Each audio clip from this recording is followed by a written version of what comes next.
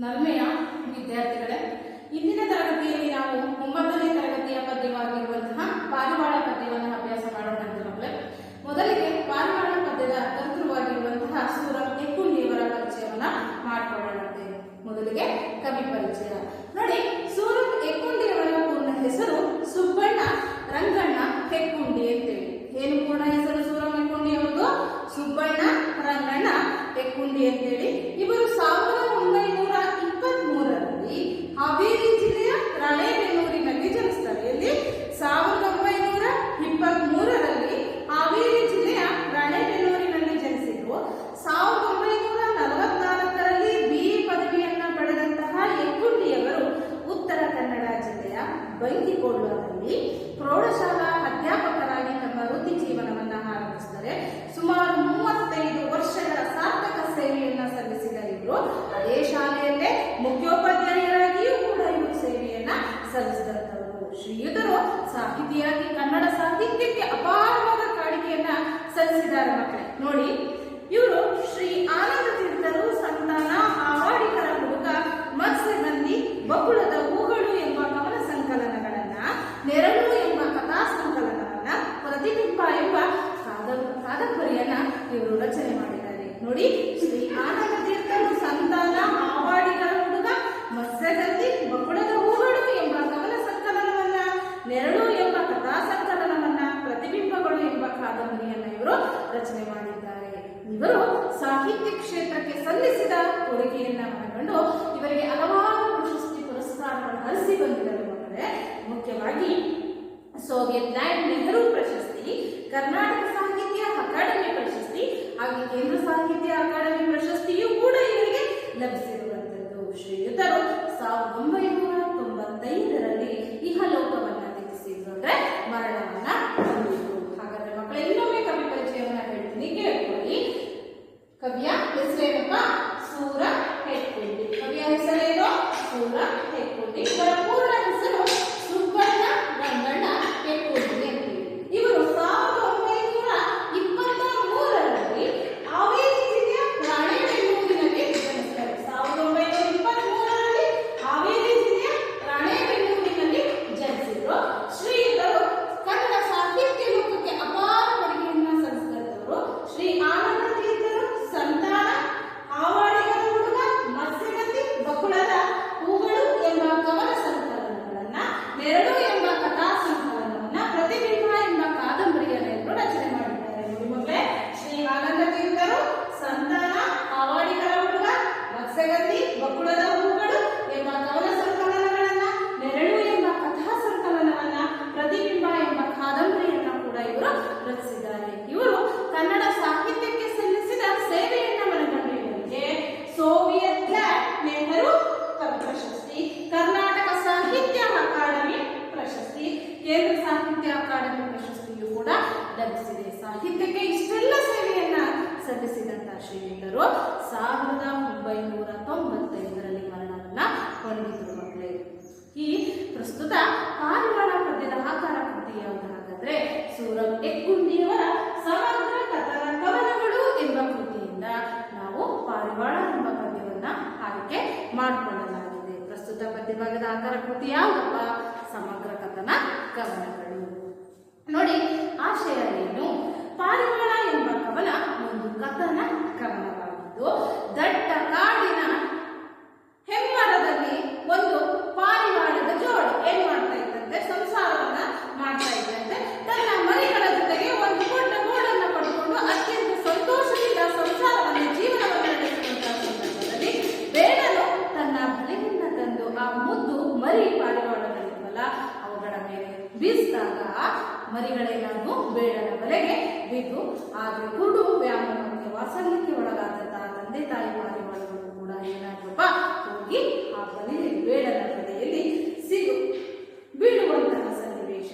ಮೋಹ ಅನ್ನೋದು ಇಲ್ಲಿ ಸರ್ವನಾಶಕ್ಕೆ ಕಾರಣವಾಗಿರುವಂಥದ್ದು. ನಾವು ವ್ಯಾಮೋಹವನ್ನು ತೊರೆಯಬೇಕು. ತಾಳ್ಮೆಯಿಂದ ಯೋಚಿಸಿ ಕಾರ್ಯ ಸಾಧನೆಯನ್ನ ಮಾಡಿದಾಗ ನಾವು ಎಂತಹ ಕೆಲಸವನ್ನಾದರೂ ಕೂಡ ಯಶಸ್ವಿಯಾಗಿ ಮಾಡಬಹುದು ಎಂಬ ಆಶಯ ಈ ಪದ್ಯದಲ್ಲಿ ಇರುವಂಥದ್ದು ಮಕ್ಕಳೇ. ಈ ಪದ್ಯವನ್ನು ನೋಡೋಣ ಮಕ್ಕಳೇ. ನಾನು ಓದ್ತೀನಿ, ನೀವೆಲ್ಲ ನೋಡ್ಕೊಳ್ಳಿ ಮಕ್ಕಳೇ. ದಟ್ಟ ಕಾಡಿನಲ್ಲೊಂದು ಹೆಮ್ಮರದ ಹೊದಲಿನಲ್ಲಿ ಇರುತ್ತಿ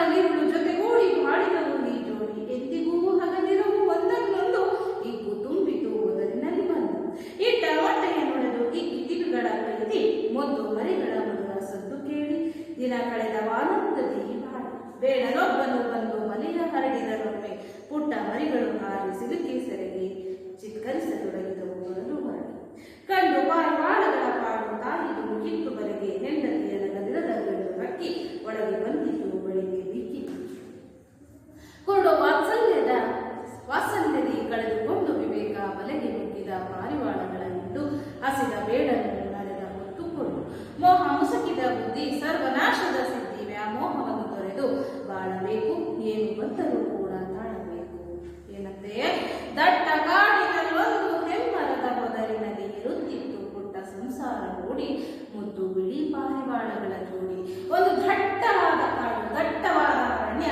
ಆ ಅರಣ್ಯದ ಒಂದು ದೊಡ್ಡದಾದ ಹೆಮ್ಮರ ಅಂದ್ರೆ ದೊಡ್ಡದಾದ ಮರದ ಹೊದರಿನಲ್ಲಿ ಅಂದ್ರೆ ಕೊಟರೆ ಅಥವಾ ಪೊದೆ ಹೊದರಿನಲ್ಲಿ ಅಂದ್ರೆ ಏನಪ್ಪ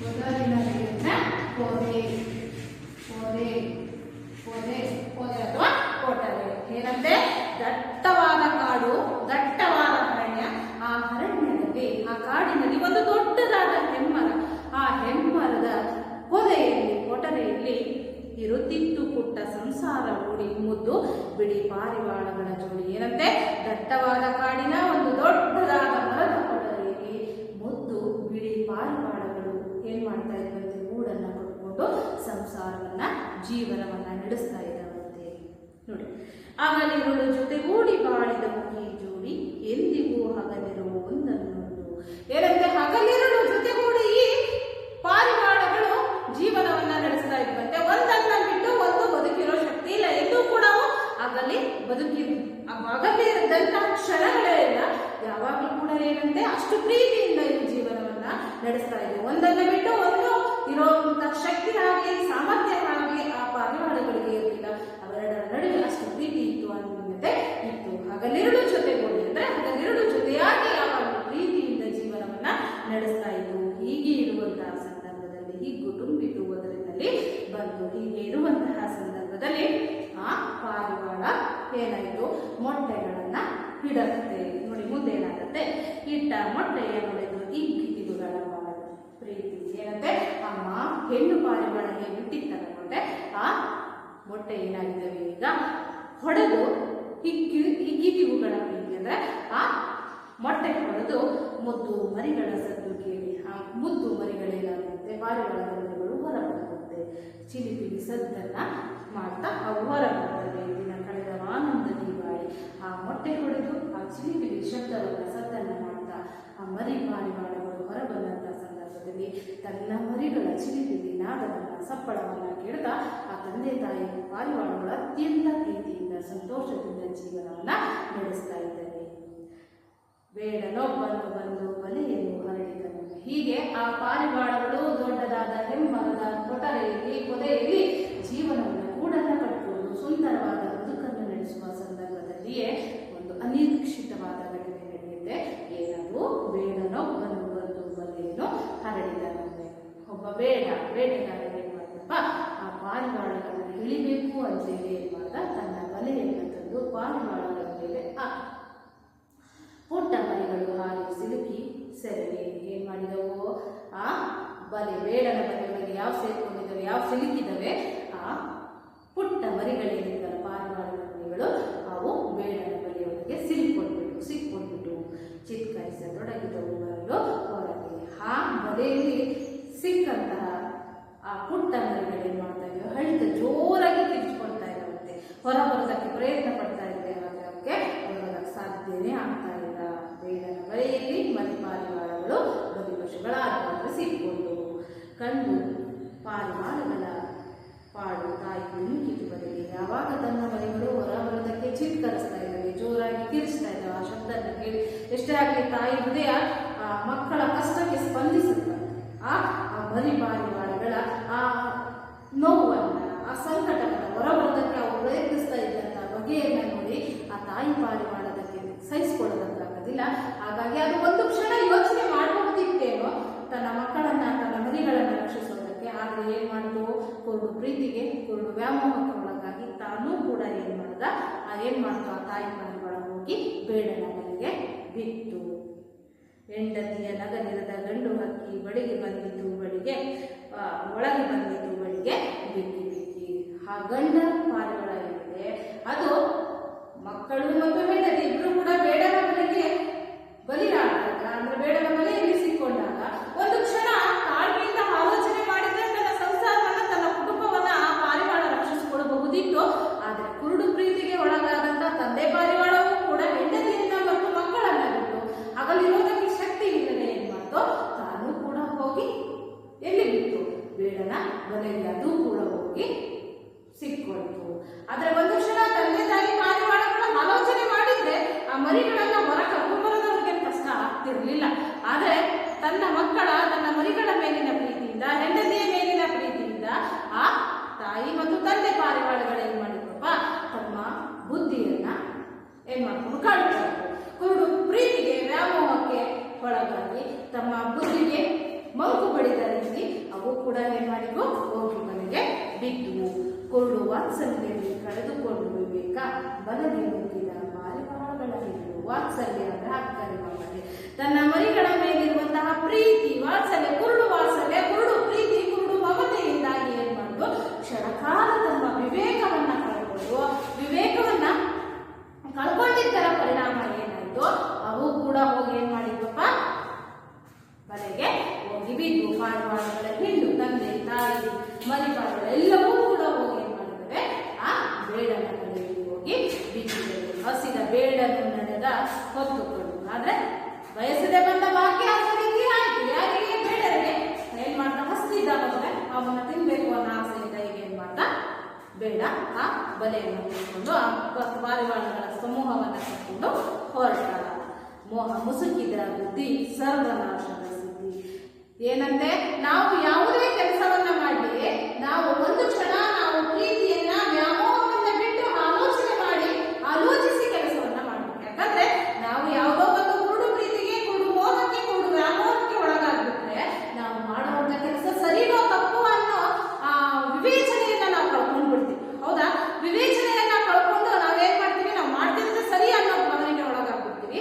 ಹಾಗಾಗಿ ನಾವು ಮಾಡ್ತಾ ಇರುವಂತ ಕೆಲಸ ಸರಿನೋ ತಪ್ಪೋ ಅಂತೇಳಿ ಒಂದು ಕ್ಷಣ ಆಲೋಚನೆಯನ್ನ ಮಾಡಿ ಆನಂತರ ನಾವು ಅದನ್ನ ಮಾಡಬೇಕಾಗಿರುತ್ತೆ. ನೋಡಿ, ಕುರುಡು ಮೋಹ ಮುಸುಕಿದ ಬುದ್ಧಿ ಸರ್ವನಾಶದ ಸಿದ್ಧಿ. ಹಾಗಾಗಿ ವ್ಯಾಮೋಹಕ್ಕೆ ಒಳಗಾಗಿರುವಂತಹ ಬುದ್ಧಿ ಸರ್ವನಾಶಕ್ಕೆ ಸಿದ್ಧಿ ಅಂತ. ನಾವು ಒಂದು ಕ್ಷಣ ಯಾವುದೋ ವಸ್ತುವಿನ ಮೇಲೆ, ಯಾವುದೋ ವ್ಯಕ್ತಿಯ ಮೇಲೆ ನಾವು ಅತಿಯಾಗಿ ವ್ಯಾಮೋಹವನ್ನ ಇಟ್ಕೊಂಡ್ಬಿಟ್ವಿ ಅಂದ್ರೆ ನಾವು ಏನು ಮಾಡೋದಕ್ಕೂ ಕೂಡ ಸಿದ್ಧವಾಗಿರ್ತೀವಿ. ಅದು ಸರಿನೋ ತಪ್ಪೋ ನಾವು ಆಲೋಚನೆ ಮಾಡಕ್ ಹೋಗಲ್ಲ.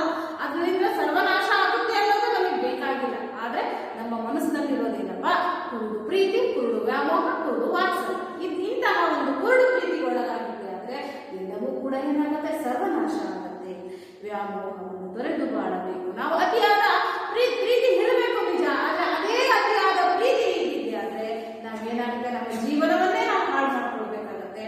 ಹಾಗಾಗಿ ನಾವು ಏನನ್ನ ವ್ಯಾಮೋಹವನ್ನ, ಅತಿಯಾದ ಪ್ರೀತಿಯನ್ನ ತೊರೆದು ಬಾಳ್ಬೇಕಂದ್ರೆ ಏನು ಬಂದರೂ ಕೂಡ ತಾಳ್ಬೇಕು. ನಾವು ಜೀವನದಲ್ಲಿ ಏನು ಬಂದರೂ ಕೂಡ ಅದನ್ನ ಧೈರ್ಯವಾಗಿ ಎದುರಿಸುವಂತ ಕೆಲಸವನ್ನ ಮಾಡಿದ್ವಿ ಆದ್ರೆ ಖಂಡಿತ ಯಶಸ್ಸು ಅನ್ನೋದು ನಮಗೆ ಲಭಿಸುತ್ತೆ. ಹಾಗಾಗಿ ನಾವು ಕುರುಡು ಪ್ರೀತಿಗೆ, ಕುರುಡು ವ್ಯಾಮೋಹಕ್ಕೆ ಒಳಗಾಗುವಂತ ಪ್ರಮೇಯಕ್ಕೆ ನಾವು ಹೋಗಬಾರದು. ಒಂದು ಕ್ಷಣ ಪಾರಿವಾಳಗಳು, ತಂದೆ ತಾಯಿ ಪಾರಿವಾಳಗಳು ತಾಳ್ಮೆಯಿಂದ ಆಲೋಚನೆ ಮಾಡಿದ್ದೆ ಆಗಿದ್ರೆ ಅವುಗಳಿಗೆ ಈ ಪರಿಸ್ಥಿತಿ ಬರ್ತಾ ಇರಲಿಲ್ಲ. ಹೌದಾ ಮಕ್ಕಳೇ? ಅವು ಮಕ್ಕಳ ಮೇಲಿನ ಅತಿಯಾದ ಪ್ರೀತಿಯಿಂದ, ಅತಿಯಾದ ವ್ಯಾಮೋಹದಿಂದ, ಹೆಂಡತಿಯ ಮೇಲಿನ ಅತಿಯಾದ ಪ್ರೀತಿಯಿಂದ ಏನ್ ಮಾಡಿದ್ವು, ತಾವು ಕೂಡ ಬೇಡನ ಬಲೆಗೆ ಹೋಗಿ ಬಲಿಯಾದವು. ಆದ್ರೆ ಒಂದು ಕ್ಷಣ ಆಲೋಚನೆ ಮಾಡಿದ್ರೆ ತಮ್ಮ ಮರಿಗಳನ್ನ ಹೇಗೋ ರಕ್ಷಿಸಬಹುದಿತ್ತೇನೋ, ಆದ್ರೆ ಅತಿ ಪ್ರೀತಿಯಿಂದ ಅವರ ಬುದ್ಧಿಗೆ ಮಂಕು ಕವಿದಂತಾಗಿ ವಿವೇಕವನ್ನೇ ಅವೇ ಮಾಡಿದ್ರಪ್ಪ ಕಳ್ಕೊಳ್ಬೋದು. ಅರ್ಥ ಆಯ್ತಾ ಮಕ್ಕಳೇ? ಇನ್ನೊಮ್ಮೆ ಓದ್ತೀವಿ, ನೋಡ್ಕೊಳ್ಳಿ. ದಟ್ಟ ಕಾಡಿನ ಒಂದು ಹೆಮ್ಮರದ ಪೊದರಿನಲ್ಲಿ ಕಿರುಕಿತ್ತು ಪುಟ್ಟ ಸಂಸಾರ ಹೂಡಿ, ಮುದ್ದು ಬಿಳಿ ಪಾರಿವಾಳಗಳ ಜೋಡಿ. ಹಗಲೆರಡು ಜೊತೆಗೂಡಿ ಬಾಳಿದವು ಈ ಜೋಡಿ, ಎಂದಿಗೂ ಅಗಲಿರವು ಒಂದನ್ನು. ಇಗ್ಗು ತುಂಬಿತು ಒದರಿನಲ್ಲಿ ಬಂದು, ಇಟ್ಟ ಮೊಟ್ಟೆಯ ನೋಡಲು ಇಗ್ಗಿದಿವುಗಳ ಪ್ರೀತಿ, ಮುದ್ದು ಮರಿಗಳ ಮಧುರ ಸದ್ದು ಕೇಳಿ. ದಿನ ಕಳೆದ ಆನಂದದಿ ಬಾಳು, ಬೇಡರೊಬ್ಬನು ಬಂದು ಮನೆಯ ಹರಡಿದನೊಮ್ಮೆ ಪುಟ್ಟ ಮರಿಗಳು ಹಾರಿ ಸಿಲುಕಿ ಸೆರೆಗೆ ಚಿತ್ಕರಿಸತೊಡಗಿದವು ಬರಲು ಹೊರಗೆ. ಏನದದಿರದೆಂದು ಹಕ್ಕಿ ಒಳಗೆ ಬಂದಿತು ಬಳಿಗೆ ಬಿಕ್ಕಿ ಬಿಕ್ಕಿ ಕುರುಡು ವಾತ್ಸಲ್ಯದಿ ಕಳೆದುಕೊಂಡು ವಿವೇಕ ಬಲೆಗೆ ನುಗ್ಗಿದ ಪಾರಿವಾಳಗಳ ಹಿಂಡು ಹಸಿದ ಬೇಡನ್ನು ನಡೆದನು ಹೊತ್ತುಕೊಂಡು ಮೋಹ ಮುಸುಕಿದ ಬುದ್ಧಿ ಸರ್ವನಾಶದ ಸಿದ್ಧಿ ವ್ಯಾಮೋಹವನ್ನು ತೊರೆದು ಬಾಳಬೇಕು ಏನು ಬಂದರೂ ಕೂಡ ತಾಳಬೇಕು. ಅರ್ಥ ಆಯ್ತಾ ಮಕ್ಕಳೇ ಹಿಂದಿನ ಪದ್ಯ? ಹೌದಾ? ನಾವು ಯಾವುದನ್ನೇ ಆಗಲಿ ಅತಿಯಾಗಿ ವ್ಯಾಮೋಹವನ್ನ ಅತಿಯಾದ ಪ್ರೀತಿಯನ್ನ ಒಂದೇ ಪ್ರೀತಿ ಇರಬೇಕು, ನಿಜ ಪ್ರೀತಿ ಇರಬಾರ್ದು ಅಂತಲ್ಲ, ಆದ್ರೆ ಯಾವುದೇ ಆದ್ರೂ ಕೂಡ ಅತಿಯಾಗಬಾರ್ದು. ಅತಿಯಾಗುತ್ತೆ ಆದ್ರೆ ನಾವೇನ್ ಮಾಡ್ತೀವಿ, ನಮ್ಮ ವಿವೇಕವನ್ನ ನಾವು ಕಳ್ಕೊಳ್ತೀವಿ. ಹಾಗಾಗಿ ಯಾವುದೇ ಕೆಲಸವನ್ನ ಯಾವುದನ್ನಾದ್ರೂ ಕೂಡ ನಾವು ತಾಳ್ಮೆಯಿಂದ ಆಲೋಚಿಸಿ ಮಾಡಿದ್ದೆ ಆದ್ರೆ ಖಂಡಿತ ನಮಗೆ ಯಶಸ್ಸು ಅನ್ನೋದು ಸಿಗುತ್ತೆ ಅನ್ನೋದನ್ನ ಸೂರ ಮೆಕ್ಕೊಂಡಿಯವರು ಪಾರಿವಾಳದ ಎಂಬ ಪದ್ಯದ ಮೂಲಕ ನಮಗೆ ಮನದಟ್ಟು ಮಾಡಿಕೊಟ್ಟಿದ್ದಾರೆ ಮಕ್ಕಳೇ. ಅರ್ಥ ಆಯ್ತಾ ಮಕ್ಕಳೇ? ಈಗ ನಾವು ವ್ಯಾಕರಣ ಭಾಗಕ್ಕೆ ಹೋಗೋಣ ಮಕ್ಕಳೇ.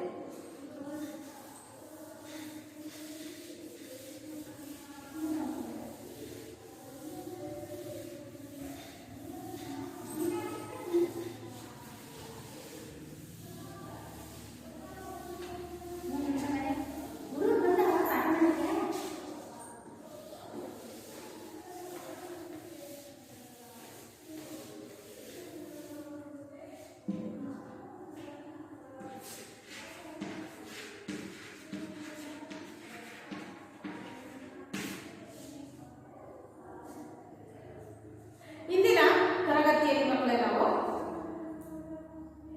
ಸಂಯುಕ್ತಾಕ್ಷರಗಳು ಅಂತಂದ್ರೆ ಏನು ಎಂಬ ವಿಷಯಗಳನ್ನ ನಾವು ಅರ್ಥ ಮಾಡ್ಕೊಳ್ಳೋಣಂತೆ ಮಕ್ಕಳೇ. ಸಂಯುಕ್ತಾಕ್ಷರಗಳು ಅಂತಂದ್ರೆ ಏನು?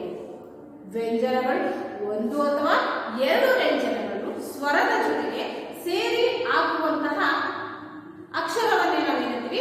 ಸಂಯುಕ್ತಾಕ್ಷರಗಳು ಅಂತೇಳಿ ಕರೀತೀವಿ.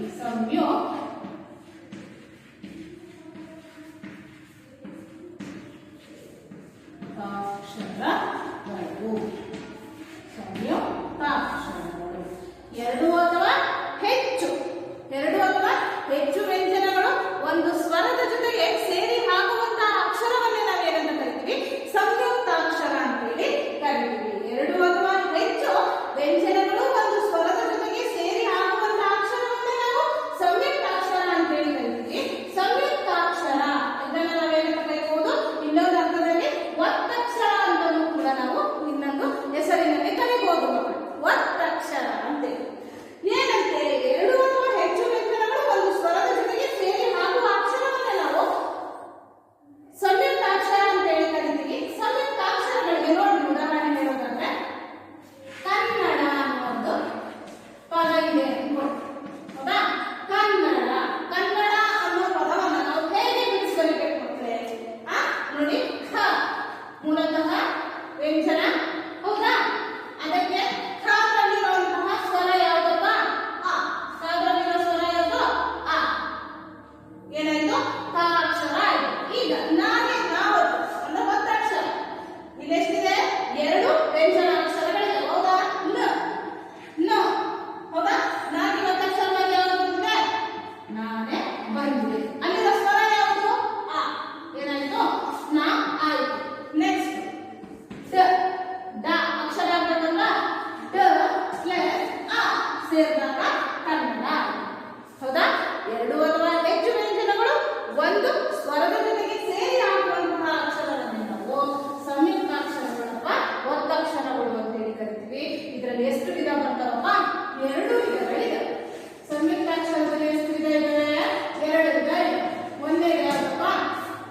ಒಂದೇದು ಸಜಾತಿ ಸಂಯುಕ್ತಾಕ್ಷರ ಅಂತ ಹೇಳಿ. ಒಂದೇದು ಯಾವುದು? ಸಜಾತಿ ಸಂಯುಕ್ತಾಕ್ಷರ. ಒಂದೇದು ಸಜಾತಿ ಸಂಯುಕ್ತಾಕ್ಷರ, ಎರಡನೇದು ವಿಜಾತಿ ಸಂಯುಕ್ತಾಕ್ಷರ. ಒಂದೇದು ಸಜಾತಿ ಸಂಯುಕ್ತಾಕ್ಷರ, ಎರಡನೇದು ವಿಜಾತಿ ಸಂಯುಕ್ತಾಕ್ಷರ. ಈಗ ಮೊದಲಿಗೆ ಸಜಾತಿ ಸಂಯುಕ್ತಾಕ್ಷರ ಅಂತಂದ್ರೆ ಒಂದೇ ಜಾತಿಯ ಎರಡು ವ್ಯಂಜನಗಳು ಒಂದು ಸ್ವರದ ಜೊತೆಗೆ ಸೇರಿ ಆಗುವಂತಹ ಅಕ್ಷರವನ್ನೇ ನಾವೇನು ಕರಿತೀವಿ?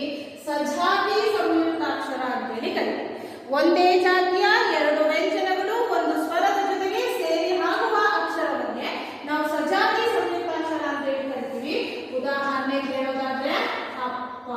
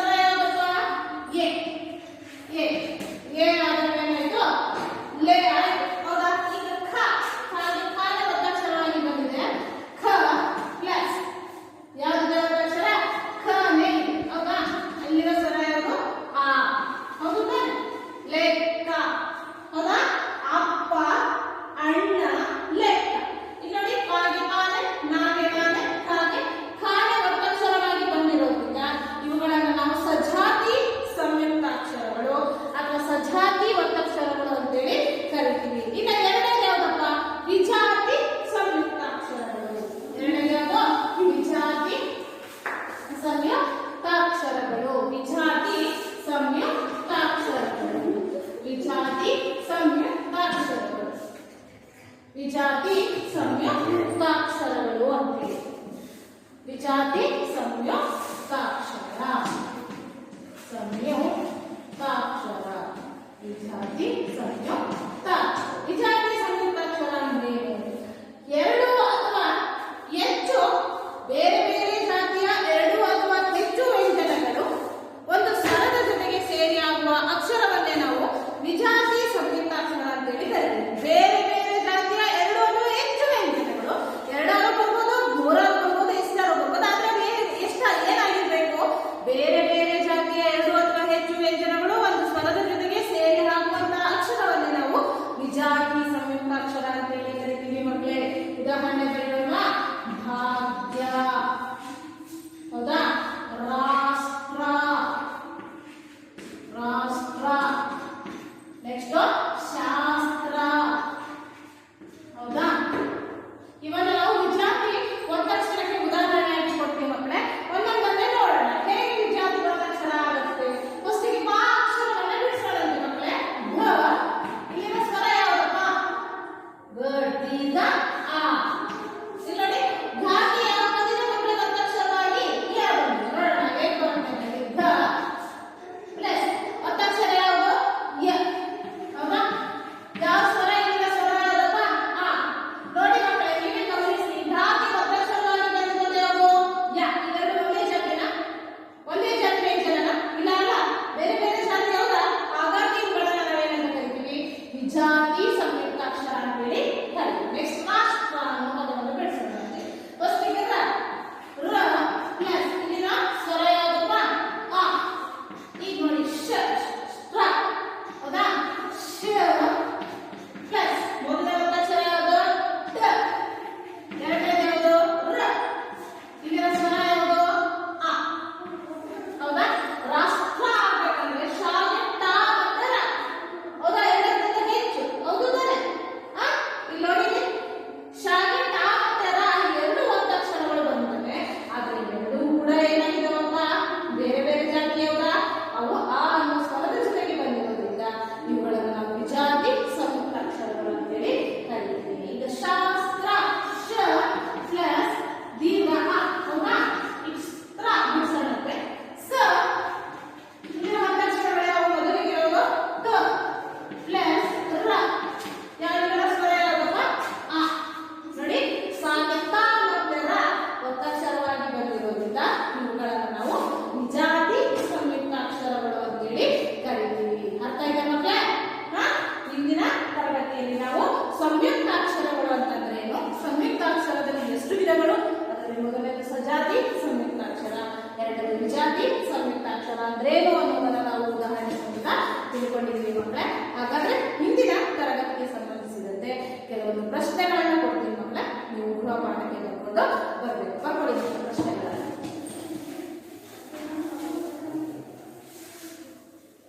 ಪ್ರಶ್ನೆಗಳನ್ನ ಬರ್ಕೊಳ್ಳಿ.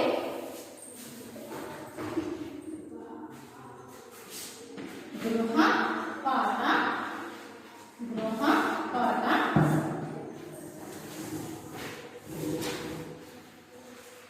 ಒಂದನೇ ಪ್ರಶ್ನೆ, ಮುದ್ದು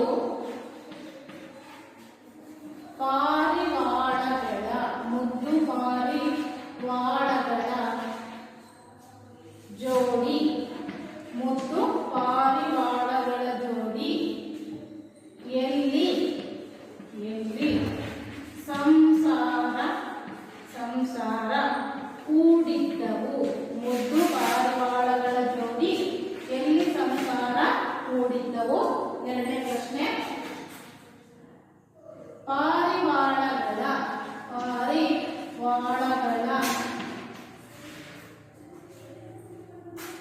ಆನಂದಕ್ಕೆ ಆನಂದಕ್ಕೆ ಪಾರಿವಾಳಗಳ ಆನಂದಕ್ಕೆ ಕಾರಣವೇನು? ಪಾರಿವಾಳಗಳ ಆನಂದಕ್ಕೆ ಕಾರಣವೇನು? ನಾಲ್ಕನೇ ಪ್ರಶ್ನೆ, ಬೇಡನು ಏನು ಮಾಡಿದನು? ಬೇಡನು ಏನು ಮಾಡಿದನು? ಮಾಡಿದನು. ಕೊನೆಯ ಪ್ರಶ್ನೆ, ಏನನ್ನು ತೊರೆದು ಬಾಳಬೇಕು? ಏನನ್ನು